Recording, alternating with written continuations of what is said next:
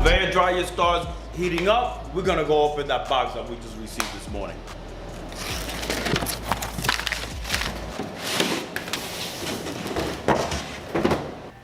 Okay, I got Mr. Gordon had emailed me a few weeks ago and asked me for my address. He wanted to send me a gift, and this is it. And this is a t-shirt folder.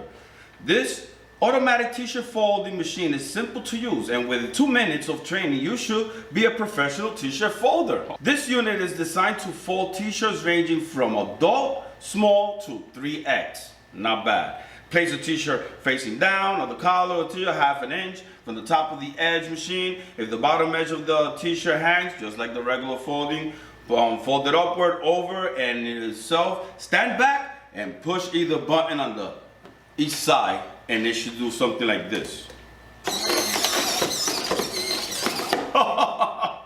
Let's see that again. All right, let's bring a shirt. Shirt, he said an inch from there, from the collar, right? Put it just like that. If it goes over, just flip and then push any button. Let's see. Ho, not bad, not bad.